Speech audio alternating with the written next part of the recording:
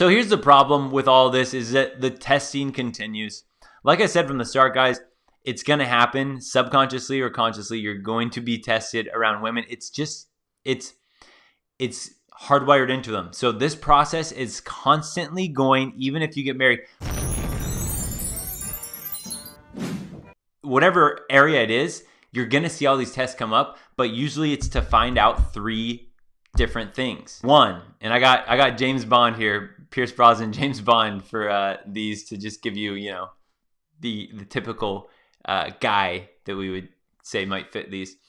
All right, 1, your confidence and masculine frame, right? I kind of combine that together to just give a little more specific, because we throw these terms around different times. She's going to be testing your confidence in your masculine frame in all sorts of different areas, again, conscious and subconsciously. And a man that is sure of himself and his abilities is attractive.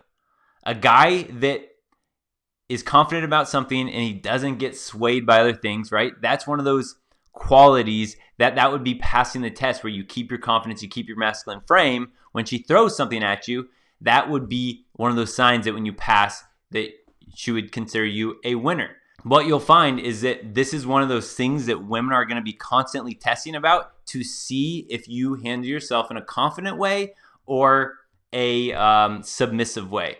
Let's give an example, a classic example that girls get mad at for guys when they go like, we're going to go out to eat or something, and a girl gets mad at the guy going, hey, where do you want to go? Because that's putting the decision making on her. It's not that confidence thing. So like if a guy was like, hey, I want to eat at Chipotle, and she goes, oh, no, not Chipotle again.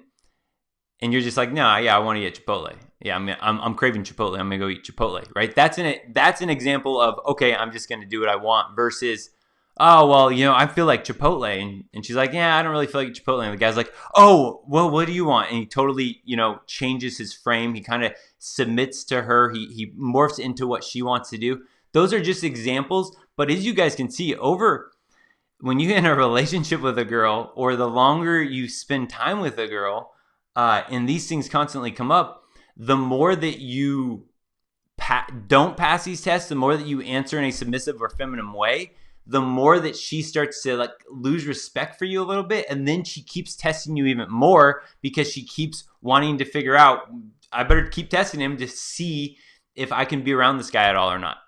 So it becomes, I could see how this could become an incredible nightmare for a lot of guys over time too, because again, it's like, boom, test, and eventually you don't pass it, and then it's like, shoot, you don't pass it. Now she loses a little respect for you, so now you're going to get more testing, and it just becomes this hamster wheel, as we've called it many times. If a guy is sure of himself and his abilities, she has security knowing that he will always succeed and provide, in a sense, because really just think about that, right? If a guy is not being submissive and just being passive to everything. If a guy has an idea and he's like, no, I'm going to make this work, and everyone else is telling him, no, you're not going to make this work, and you're like, no, I'm going to make this work, then again, right, that shows, okay, that guy, that gives her a little security, because it's like, okay, that guy will always find a way to succeed because he's sure of himself. He's going to keep going. He's not always sidestepping and being passive. So here's the second thing that she's going to be testing for in all different areas, all different ways, is your options or your popularity among women. And again, this is, again, one of those ones where it was so foreign to me why a girl would go for a player. Why would a girl go for a bad boy? Why would a girl go for a sketchy guy? I never understood it. It made zero sense to me. I thought it was so stupid and I couldn't understand it. But when you really think about it in this way, how can you be sure something is valuable? How can you know for sure something is valuable? Let's just take a scenario, for instance. You're going downtown in a city you've never been in. And you're like, you know what? I'm going to stop in at the coolest bar in town and just see what's happening. And you see a bar that has a line, 25 people are waiting to get in, and you see another bar that the door's wide open saying, come on in, half price drinks, whatever, just trying really hard to get people in. Okay, even though you might go, well, heck, I'm going to go to the bar with no line because I get my drinks faster and all that, right? In your mind, what would you say would be a more valuable bar? Which one? You would definitely say the one that has the waiting, list of people wanting to get in. Now, in that same scenario, right? If a man is highly sought after by others, he must be valuable. If other women want this guy, he must be valuable. And again, think about this from a logical perspective of if a woman's whole job is to test, to filter out and to select the best possible man for her life and her future offspring and all that, and if she's working against a biological clock, then think about how, right, the guy that has a lot of women coming after him, it's like a shortcut to her. She's like, okay, this guy's obviously valuable. Now I want to try to get him if I can. She doesn't have to do all this sorting work because all these other women have done it for her. I mean, if you think logically like that, it makes so much more sense than what I grew up believing, where I was just like, I don't understand why she would like a guy that likes other women, that hangs out with other women. And it's like, now I go, oh, I completely understand why she likes a guy that is sought after by other women, because it tells her it's valuable. It's the same reason why if a new iPhone comes out and it's like going to be sold out, or they're only going to put out, let's just say they're going to put out 100 iPhones so that people camp out and there's a huge demand for the iPhones. Like, that is going to make other people want the iPhones. Dang, I couldn't get the new iPhone. I stood in line for 24 hours and the guy 10, people in front of me got the last one. And that spreads by word of mouth. And everybody wants the new iPhone because of the supply and demand principle, basically. So again, huge shortcut for women. Oh, all these other women like this guy? Well, there's a reason that they like him. So I'm going to find out what that reason is. Now I want him. And then she, goes after this guy. Now, when we think of this in the arena of testing, yeah, there will be some women that go, and I get this question a lot too from guys. They're like gaming women. They're like, okay, what do I do when she asks if I'm seeing other women, right? There'll be a lot of those type of questions will come up because some women will just flat out say it, right? This is that conscious testing of her basically going, hey, are you seeing other women? Or what are you looking for, right? Those are ways that she can test to basically kind of get this idea about your life with other women, and get information out of a lot of guys that just spill their guts, which again, I always say, guys, stay mysterious. But in a subconscious way, this is one of those ways where it's a test that women don't even know it's a test until it happens. So when I tell guys, for let's just say texting specifically, it's like I pretty much don't text a girl back after 9 p.m. period on any day. Because, I mean, there's going to be the very rare exceptions, but most of the time I just won't text a girl back after 9 p.m. And that does a lot of things. It frees me up so I don't have to be around my phone. But also just think about this, okay? If I'm with a girl, when I usually hang out with women after 9 p.m., well, if I never text girls back after 9 p.m., then one, she never knows what I'm doing after 9 p.m. Maybe I'm hanging out with other women, okay? Maybe I am. But also, maybe I'm not hanging out with other women, but again, I'm not texting her back either way, so she doesn't tell by the patterns that, of what's going on with me. Now, if you think about this versus the guy that might text a girl back any time of the day. A guy might text a girl back at 2 a.m. He might text girls, throughout the day, and they don't think about what message that sends. But if you think about that, if you're a guy that's always texting her like good night before she goes to sleep, or you're trying to send her the good night text, hey, good night, hope you got home safe, going to bed, and you're always texting her before you go to bed, think about that. What you're literally doing is failing these tests without even having a test being thrown at you, because all you're doing is you're literally telling her, hey, I'm not hanging out with anyone else. I'm completely available. I have my eyes for no other girl. And again, then she gets worried going, why are no other girls wanting him? I'm going to put him on the back burner and maybe explore Chad and Tyrone a little bit more over here, because this guy is giving me the vibes that he's not very highly sought after. So that would be examples of you're texting, you're not even thinking about it, and subconsciously you fail her test she didn't even know she had, strictly because she pieces together the information coming at her, and she paints this picture and she goes, dang it, I figured this guy all out and now I don't want him anymore. And then she ends up moving on. Just as one more way to look at this, guys. Again, why do women do this? Well, again, it makes a ton of sense. Think of Yelp or Amazon, okay? Someone says, hey, you should get this ice cream scooper, this really cool ice cream scooper, and they send you a link on Amazon. Well, if you look at Amazon, you go straight to the reviews and you see they all have 1-star reviews, you're already like, oh, easy, no way. No, heck no. If you see that it's only been reviewed by 2 people and it's a 2 or 3-star review, you're kind of skeptical. You're like, only 2 people have reviewed it, only 2, maybe I'll wait until more people get it to figure out whether I even want to buy this right now or not.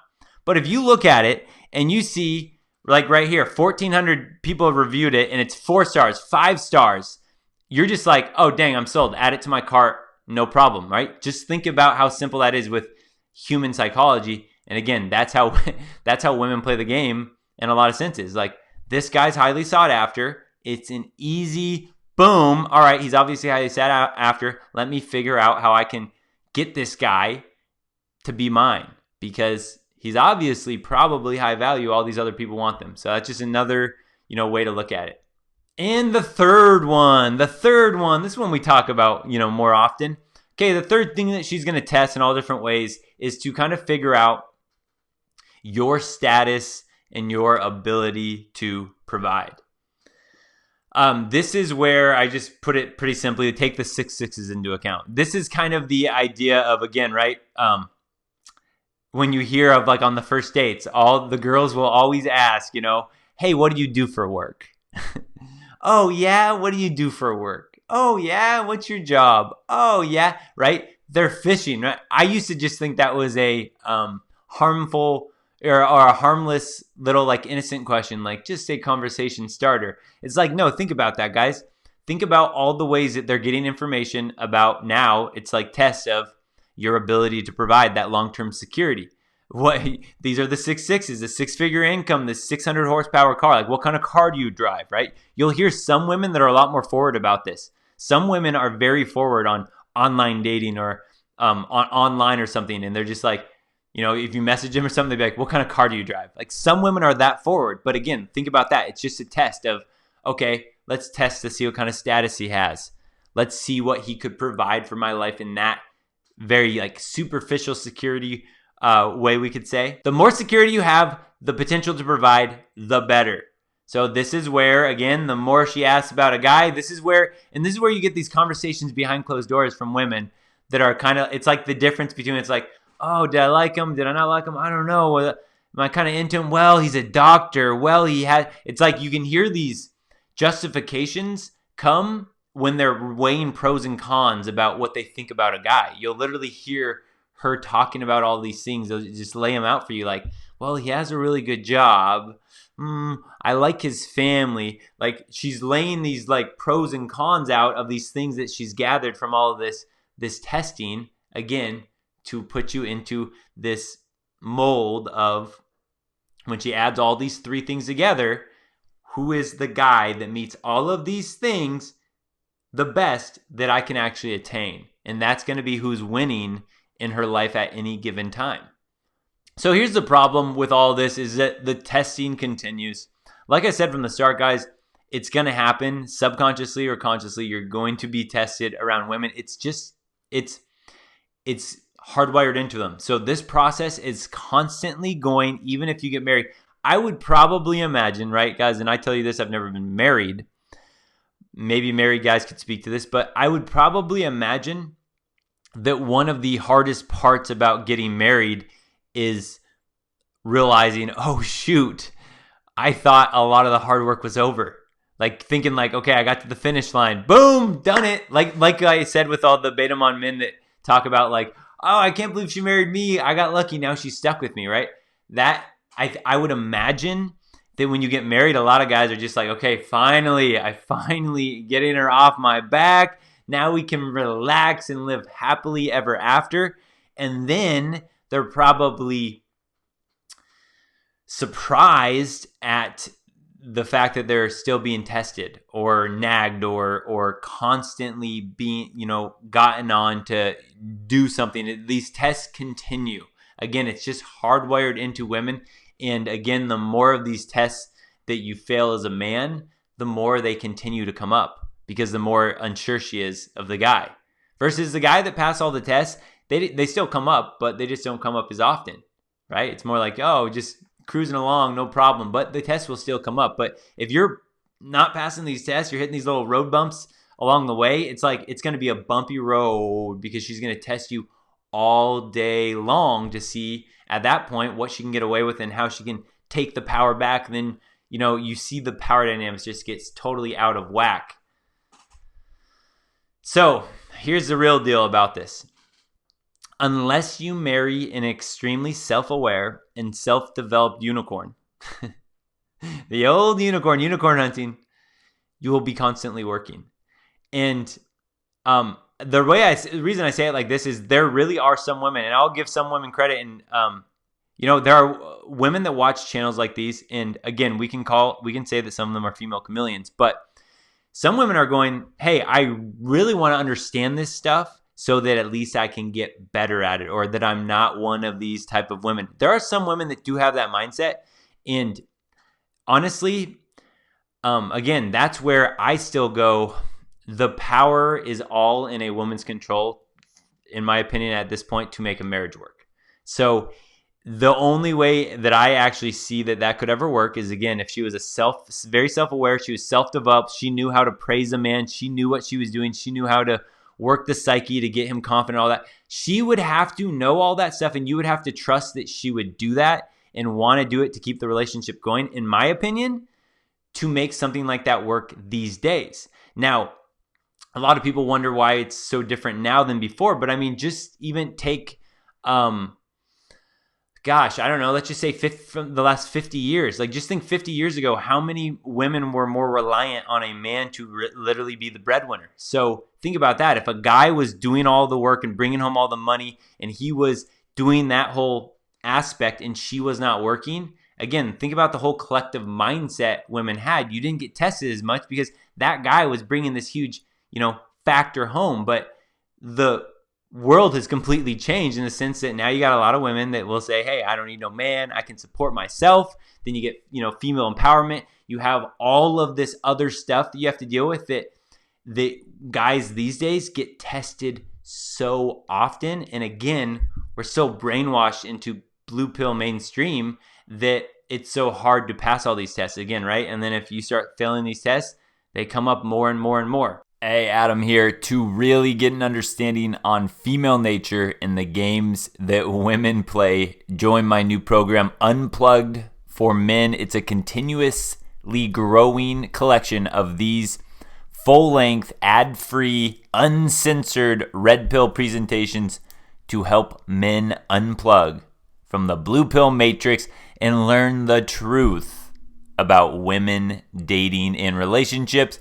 Plus, when you join, you get access to our Unplugged community for men. You can download the app. You can look at it on your phone, on your iPad, anything with internet access. So join now. See you inside.